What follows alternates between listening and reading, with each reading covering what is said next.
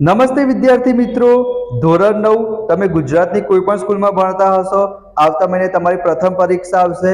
તમને ખબર છે બ્લુપ્રિન્ટ થોડીક બદલાઈ ગઈ છે.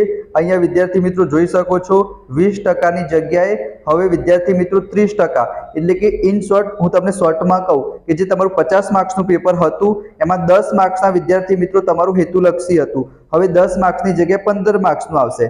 એનાથી એટલો બધો ફરક તમને નહીં પડે, પણ ફરક પડશે વિદ્યાર્થી મિત્રો શેની અંદર? આંતરિક વિકલ્પ. પહેલા આંતરિક વિકલ્પ હતા, જેમ કે તમને એમ કે છઠ્ઠાના અથવામાં છઠ્ઠો આપેલો હોય, હવે તમને વિદ્યાર્થી મિત્રો બંને પ્રશ્નો આવડે છે તો તમને તો એકના જ માર્ક્સ મળશે. પણ હવે વિદ્યાર્થી મિત્રો તમને જનરલ વિકલ્પ મળશે, એટલે કે તમને કીધું હશે કે આ 9 પ્રશ્નમાંથી તમારે કોઈ પણ 6 પ્રશ્ન લખવાના.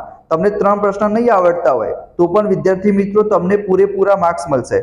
ગણિત માટે આપણે ઓલરેડી અલગથી વિડીયો બનાવ્યો છે, બરાબર. આજે આપણે શું જોવાના છે વિદ્યાર્થી મિત્રો? વિજ્ઞાન, કે તમારા જે વિજ્ઞાન વિષય છે એમાં કયા ચેપ્ટરમાંથી કેટલા માર્ક્સનું પૂછાશે અને શું છે, બરાબર. એના મોસ્ટ ઇમ્પોર્ટન્ટ પ્રશ્ન આજના વિડીયોમાં તો તમને એટલી જ ખબર પડશે કે કયા ચેપ્ટરમાંથી કેટલા માર્ક્સનું પૂછાશે, પણ એના કરતાં પણ અગત્યનું છે વિદ્યાર્થી મિત્રો કે કયા ચેપ્ટરમાંથી કયા પ્રશ્નો પૂછાશે. તો આપણે અલગથી હું પ્લેલિસ્ટ બનાવીશ 1-2 દિવસમાં. ગણિતની આપણે ઓલરેડી બનાવી દીધી છે, એમાં તમને મળી રહેશે, બરાબર. વિજ્ઞાન વિષયની તમને અલગથી પ્લેલિસ્ટ બનાવીશ, એમાં હું તમને દરેક ચેપ્ટરમાંથી 7 થી 8 પ્રશ્ન કહીશ. જેમ કે પહેલા ચેપ્ટરમાંથી મેં તમને 7 થી 8 પ્રશ્ન કીધા, એ તમે મોઢે કરી દીધા તો એનામાંથી જ તમારા પેપરમાં પૂછાશે. અહીંયા જો ધોરણ 9 વિજ્ઞાન પ્રથમ પરીક્ષા પ્રશ્નપત્રનું માળખું, બરાબર. તમારે સ્ક્રીનશોટ લેવો હોય વિદ્યાર્થી મિત્રો તો સ્ક્રીનશોટ લઈ લેજો, બરાબર. Just weight 2 minute. ચલો, તો અહીંયા વિદ્યાર્થી મિત્રો તમે સ્ક્રીનશોટ લેવો હોય તો લઈ લેજો. પહેલું ચેપ્ટર, બીજું ચેપ્ટર, 5મું ચેપ્ટર, 7મું ચેપ્ટર, 8મું ચેપ્ટર અને 12મું ચેપ્ટર.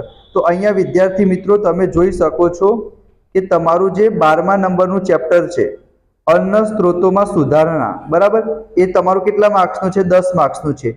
એના સિવાય બીજા 5 ચેપ્ટર વિદ્યાર્થી મિત્રો 8 માર્ક્સના છે. તો અહીંયા તમને એટલો બધો ફાયદો નહીં થાય, કારણ કે બધા ચેપ્ટર તમારે કરવા પડશે. તો ઇમ્પોર્ટન્ટ શું છે વિદ્યાર્થી મિત્રો?